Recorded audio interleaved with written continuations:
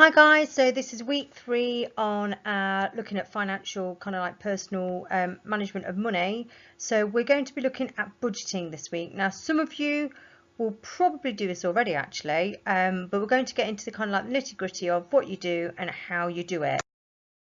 So also I've got a new laptop, so let's cross fingers and I hope that actually it's going to be okay this week and we'll do it on first take. So starter activity is just a little bit of a refresher of what we did last week. Last week we were looking at different types of bank accounts.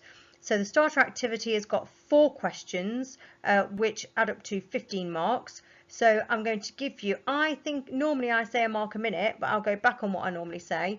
So I think this will probably take you about between 5 and 10 minutes. You only really kind of need to do it as like little bullet points rather than lots and lots of writing.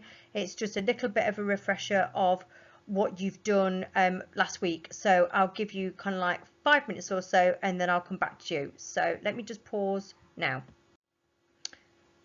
Okay, so now you've done that, what we need to do is just quickly go through the answer, make sure that you are correct. If you've got them right, give yourself a little tick. If you've not got them right, you can just pause it and you can put the right answers underneath your answers.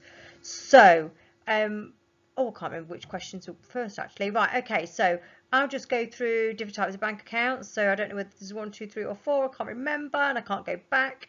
So different types of bank accounts. You've got a current account, you've got student accounts, you've got basic account, deposit accounts, and you've got savings accounts. Okay, all slightly different types of accounts. Your current account is where you get paid your money into, you pay your bills, take money out, can have an overdraft facility, apply for loans through it. A student account is pretty much the same. Although you'll probably get a much bigger overdraft facility and you won't get charges or very little charges on your account. Basic account is pretty much like a current account, although you won't be able to apply for loans. It's normally for people that are under 16 years of age. You'll be able to get money paid in, take money out, and probably have a kind of like a switch card or a card that you can use the ATM in the wall. Deposit account is basically, it's not much different to a savings account really, although you don't get any type of card with it. You basically get money in and you can go and get it out, but you have to physically go and get it from the bank. Savings account, loads of different ones. You basically save money and get interest on it, which leads us into the definition for interest. So interest is, there's 2 kind of ways of looking at it. It's either a reward for saving, so it's money that is based on top of the money that you saved in your bank account. You get it paid on top. Depends what rate it is, depends how much you earn. And also interest is also the cost of borrowing. So the amount of money that you borrow, you have to pay money on top. That's how the banks earn their money. You pay it on top. It's shown as an APR, it's called, so your annual percentage rate, and that goes on top of your loan or your mortgage or your credit card or whatever it is that you are borrowing. Services offered, I can't even talk this morning. So services offered, so you've got your current accounts, which is your basic, kind of like banking accounts. You can borrow money, save money, your different types of insurances, foreign currency exchange, which we looked at last week, mortgages, obviously buying houses, buildings, land, paying of bills, so kind of direct debit set up, so you can pay all your bills on time, monthly or weekly or whenever it is you need to pay them. And also the mobile banking apps as well, which I use mine all the time, which is absolutely brilliant. And then the last thing is reasons why banking is useful. So you just need to pick 2 or 3 of those. So it was keeping your money safe, you don't lose it, doesn't get damaged. It's a safe way of receiving money, things like wages, or people might owe you some money, they might bought something off you, put money into your account like that. Paying your bills regularly, helping you save up. Also using banking cards and bank statements and online banking, so there's different ways in which you can utilise your bank account. Foreign exchange and applying for loans and obviously helping you manage your money. Okay, so let's move on. So this week we are going to be looking at budgeting. So just so we know what all these different types of terms that you might need to include in your budget mean, you will need to do a little mind map. So you can either do it on the computer, you can either write it down in a book, whatever you are doing your work on, you can do this now.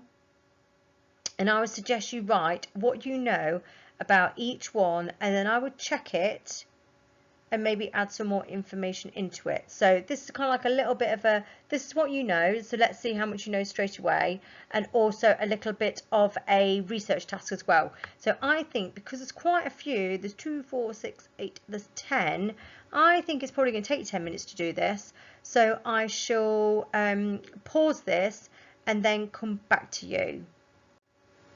Okay, so they're the terms. You should have something for everything. However, if you struggled with any of them, these are, it's really simple. There's the simplest way I could do it. Definitions to check your understanding. So bank statements, pretty much everybody gets them now. They used to come through the post all the time, but now most people will get them online or through their banking apps. So it just shows you the flow of money in and out of your bank account. So the money that goes in and the money that you pay out. And actually on my app today, which I thought was really clever, it showed me, it got like a different colour little icon next to each of the things that I'd paid out, and it showed me whether it was a direct debit, whether I had used my contactless card, whether what else was it? There's like 3 or 4 different things. So it was kind of colour coded as to how I'd spent my money, which was quite interesting actually. I'll have a look again and I'll get back to you next week and tell you what they were. Pay slips. Oh gosh, excuse me, my laptop is falling off my leg. I'm on crutches at the moment, so I'm kind of balancing my laptop on my leg because I've got to keep it up in the air. So, right, pay slips, everybody gets one of these, and it shows you, in fact, actually, by law, you have to have one because it shows you how much money you're being paid, the hours that you've worked, or your annual salary, shows your monthly salary, and the breakdown of your tax and any deductions. So, kind of like for me, it's things like, so tax, national insurance contributions, pension. Oh, and I have a voucher taken out for Breakfast Club as well, like a child voucher, so I can pay for looking after one of my girls after school. So you can kind of like get some, like it's like a tax incentive. So they are all on your pay slips. Bills are basically things that are paid for goods and services. So it's when you owe people money, they'll send you like an invoice and you pay it. So gas, electric, water, all those kind of things. Debt is where you owe a person, an individual, or a business money. Saving, putting money aside, not spending it, fairly straightforward. Receipts, we all get those. Pain when you get them all in your purse and they're all kind of stuck in the way and you can't get your money out. Which shows all the details actually of your goods and services purchased. So it will tell you the date, the time, where you bought it. So if they've got multiple locations, it will tell you which one that you bought it and which shop it was at, what the product was, how much you paid for it, whether you got any discount, how much VAT was on it. So basically loads and loads of information actually on a receipt. So next time you get a receipt, have a look and you will see there's lots and lots of information on there. And I always try and keep mine for kind of big purchases. Little things not so fussed about, but big things try and keep them. It shows that you bought it. Okay, so needs and wants. Needs are things that you need to live basically. So basic needs like shelter, food, water, clothing, heat, that kind of thing. Now, things we also might think are needs are things like a mobile phone. Do we really need it or do we just want one? Actually, I think it's probably a necessity. And a car. Most people think they need a car, especially if they travel to work. So the difference between needs and wants is very subjective actually. Wants are things that you desire that are non-essential, but your non-essential and my non-essential might be completely different. So you have to be a bit careful about that when you're looking at needs and wants. Spending is actually it's pretty much the same as expenditure really. It's money that you've planned or you have spent or planning to spend. Expenditure is actually just doing it. It's physically going, the act of doing it, paying it. And then income is the money that you earn from a job, or it might just be money that's been given to you. So it's money that's paid for something. You might have done something for somebody and they've paid you some money. So therefore you've got a job, you get an income, or it might be you've sold something and you've got some income from that. Okay, so I'm going to pause it. You need to write down any of the ones that you don't know or haven't got, and I will come back to you in a second. Okay, so swiftly moving on, we have got little scenarios which you're going to do in the next few minutes. The Williams family, Mrs. Williams works in an office and she travels to work on the train. Mr. Williams got his own business, he's an electrician. They've got a son who plays football and has lessons every week. Their daughter learns karate and they've got 2 pets, cat and dog. You might think this is a little bit ridiculous, why am I telling you this, but you do need to know this because we're going to do a budget for them. Also, they enjoy doing fun things as a family, so they like to go out together and kind of like do things. So make sure, but they want to make sure that they're not spending more money than they earn. So how could they do this? So you need to write down how could they do all the things they want to do but not overspend. So you just need to jot those things down. So jot those things down now. Okay, so hopefully you came up with is something called a budget. So a budget is an estimate of the income and expenditure for a set period of time. So you think you're going to get this much and you think you're going to pay that much. Therefore, you've got that much left over and you can spend it however you like, whether it's going out to the cinema or going out for like to a restaurant, but you're trying to keep within that actual budget. So you're not spending more than you're earning. If you don't know what that is, write down your definition now because it is necessary. Okay, so what is a budget? And then underneath write down what I've put there on my screen. Okay, so this is the next activity. There are some web links, as you can see, if I point my finger here down at the bottom of the page. If you pause this and then go onto the web links, also actually, I'm pretty much sure that we now put all our links on a document that you are able to get or that gets sent to you, and it will say business studies and the links will be there so you can just click onto them. I'd like you to look at the different two different little videos. They're not very long, I know, about 5 minutes for both of them, and or maybe a little bit longer than that, maybe about 7 minutes for both of them, and it gives you some information about how to set up a budget. So you just need to write down the things that you might need when you are setting a budget. Okay. Activity 5. Now, you will not, and I had a few emails last week saying, oh, I can't get on, Mrs. Stanley, it's come up as your account, obviously a teacher's account. I found that this one actually, so this one at the bottom of the screen, this little link that you need to use should take you straight into that page. You don't need to have a teacher login for this. So it's how to plan a simple budget. Okay, it's a little bit of kind of knowledge, a little bit of multiple choice, fairly straightforward. So you just read what's on the screen and just follow the directions. Okay, take you about 5 minutes, I would think. Okay, so hopefully you got 5 out of 5. If you didn't get 5 out of 5 on some of the questions, then it should have told you what the answers were, so you now know what the correct answers are. Okay, now you will need to look at this bank statement, and there are some questions on the next slide. Now, I think the easiest thing for you to do would be to just listen to me, kind of just talking for the next couple of minutes, and then I would write down when we go on to the next page the different types of questions. So write the questions down first, and then whiz back, and then kind of pause it, and then look at the bank statement to answer the questions. Okay, hopefully, I don't know if I can move my face actually. I don't know if I can actually move where my little screen is and see if I can put myself at the top of the page. Okay, if you get stuck and you can't see it because my face is in the way, I will try, I can send you this on email, that's fine, or I might be able to copy and paste it onto the document that's got the links on that you will be given when you have this week's lesson. So pause for thought, I'll have to think about that.